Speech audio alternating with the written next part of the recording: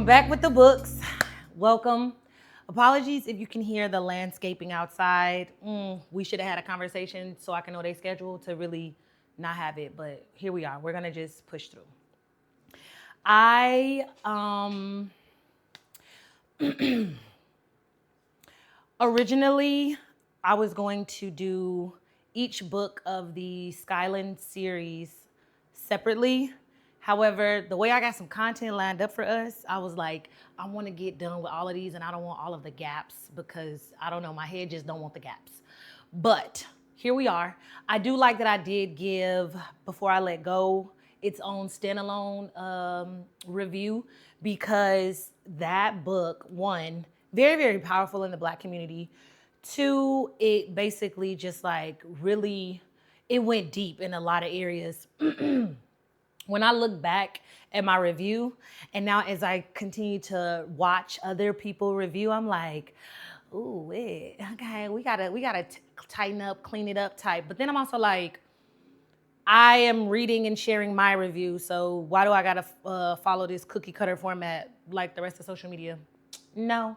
And I'm still kind of not, but I'm gonna make sure that if I do say no spoilers, then I'm not gonna give a spoiler and I'm gonna learn how to tell a story about a story. Wow. About a story in a way that leaves you wanting to go read it for yourself. So bear with me, that's my podcast, so go and check a couple of those episodes out as I learn to give book reviews. I'm not ready to give star ratings because I'm still working on my criteria. Like, I just want to make sure that if I'm gonna be out here giving stars, because I don't know. I want to learn more about like writing style and writing and like I want to learn more about like how people write books to give them genuine critiques, because not saying that my stars is gold, but I definitely want to make sure that if I'm gonna be out here, you know, doing that, it's got some weight on it, and it's not just like, oh, the book was so good and it's a 5, because yeah, no, not every book is a 5. But I digress. Let's get into book 2 and 3. So book 2 is This Could Be Us, and book 3 is Can't Get Enough. Now, I just want to give a little backstory. So again, I said it in the first one. People were like, the first book is the best book, the best book, the best book. After that, it kind of just falls off. Fall off where? Fell off the bone. She ain't never fall off. I feel like book 1, 2, and 3 are strong. Now, where I think they talk about falling off is kind of like, I'm gonna liken it to Can't Get Enough, because a lot of people be like, Can't Get Enough was just all right. If you didn't know, I did do like a final chapter. I did a post reaction, like initial reaction after I finished reading it, and I was just like, oh gosh, because it was so good. To me, the book was good. So I don't really know what people talking about, but I will say that when I think about Josiah, he's in Before I Let Go, and that's crazy that I don't remember his name, Maverick. Yeah. When I think about Maverick, Josiah, he did have more depth to me than Maverick. But Maverick had his own level of depth as well. Like, so I can't even compare apples and oranges because the books are just different, period. So let me go back and start at book 2.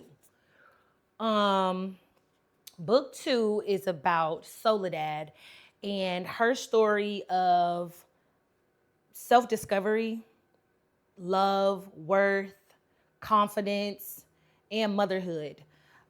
So just to give like a slight synopsis, so I'm gonna try to do it. Here you go. Okay.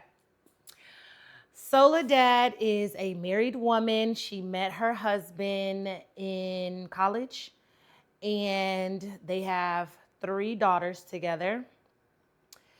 And he works for some company, and their life is forever changed because of some criminal activity that he was a part of. And her love interest was a person who discovered his fraudulent behaviors and how that unfolds. I think I did good. Y'all let me know in the comments if I did good on that one. I think that was good because I low-key want to get into the depths. Another thing that somebody told me, this one, it was too slow. No, it was not. I want to say by page 30, and I just happened to turn it to page 30. Yeah. I mean, it hit like the Big Bang moment. Yeah, it was like, what? This is crazy. Also, I really enjoyed how she wrote about autism in here. All of her books come with a trigger warning, and understandably so. So the male, what's it called? The MMC? Yeah, the MMC. He has twin boys that are autistic or have autism. I liked that she took a moment to talk about either being autistic and having autism. I felt that was powerful. I really enjoyed how she handled those characters with care. And I even like the way that she developed them as characters in the book when they would have their moments in different settings. So I really enjoyed that. Soledad, she is courageous. I saw a little bit of me in her, kind of just like on some starting from scratch, like how I'm basically rebranding. Well, I'm say rebranding, but yeah, I'm rebranding my content on YouTube and just like a lot of stuff. Like I was just like, wow. And then just like knowing that she's worthy and having to truly believe that she's worthy. And then also it being affirmed by another person. Oh, what we can't, it just dawned on me, what we can't forget that I think was expressed so well in this one, friendship. The way Yasmin and Hendrix showed up for her. I mean, if you ain't got you a black friend, and I'm not saying go out here and I have plenty of black friends. I'm not talking about y'all, okay? I'm talking about the way black women show up for each other. Like, ooh,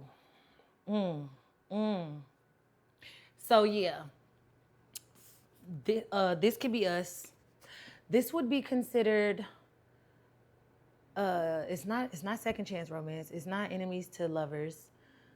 Is it forced proximity? I don't even know what kind of trope this is, but you know, it's whatever it is, what it is. We'll find that out later on. Maybe I'll put it at the bottom after I do some research. But it's really, really good. I thoroughly enjoyed it. What else can I say about this book? I think that's it. So yeah. And there were no spoilers. Look at me. Okay, girl. Next, we have the final book in the series, Can't Get Enough.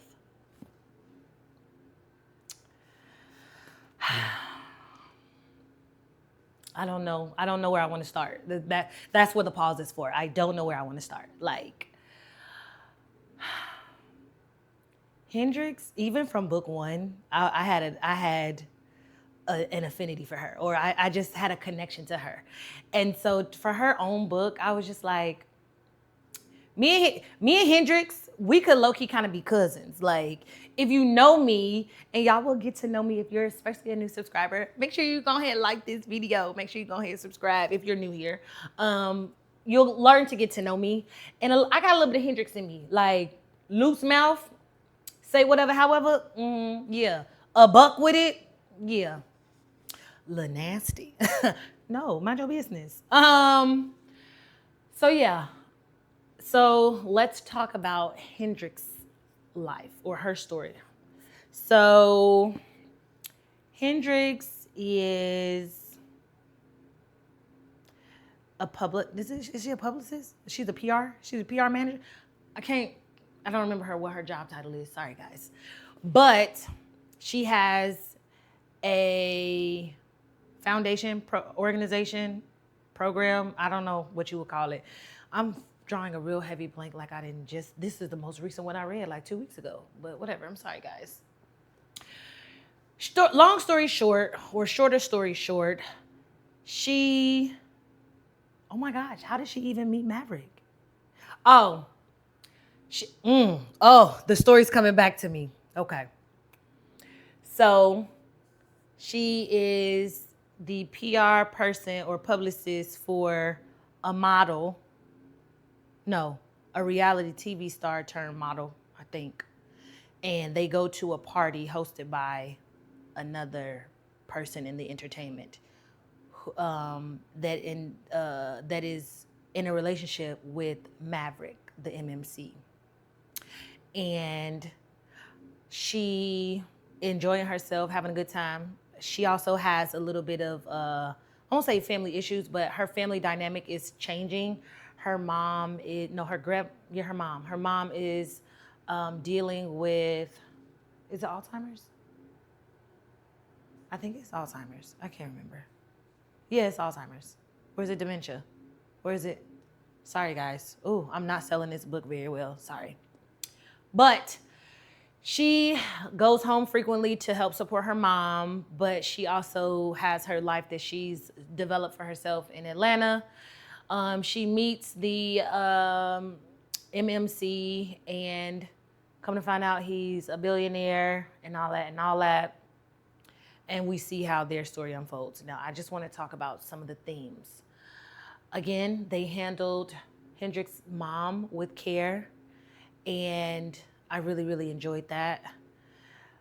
Hendrix is a curvier woman, because I'm not gonna say fuller, I'm not gonna say fat. I would say she's curvier, and she got a little more weight behind her. And that's her business. Her confidence, I found so beautiful. Like, she gonna do, and she gonna be, and she not gonna try to fit. And I thought that was super powerful. How Kennedy wrote their love journey, if you will, between her and Maverick, I really, really enjoyed, because while independent, being Hendrix, there are battles when you're an independent woman, or just, I won't even say an independent woman, a self-sufficient woman, because I think now independent women, that title is starting to have a negative connotation to it, and it leaves a sour taste in people's mouths. But self-sufficient, like, I'm good and, we good. I think that she navigated writing that, how he, being such the millionaire that he is, he not like, girl, let me just take care of you. You don't need, like, my money can do what it needs to do. Like, I really enjoyed how he navigated in supporting her and what she got going on. So, the Skyland Series, really good books. I should have brought, before I let go in here, sorry guys, this is about 2 and 3. Anyway, if I had to pick, I'm not picking, okay? I'm just not picking, and I'm gonna stop making me pick. But I feel like it's kind of like, well, which one? I don't know, guys. I don't know. Buy them all and thank me later. Like, what we talking about? Each one of these women, they're their own person or own character, and they have very different perspectives, but they also support each other in a way that's complementary. And friendship also showed up in book 3. It really did. Yeah, go get the books and read and enjoy yourself. You won't be disappointed in either one, period. And you don't got to read nothing in order, because it's not important. Yeah. Kennedy, thank you. Until next time, you'll find me with the books.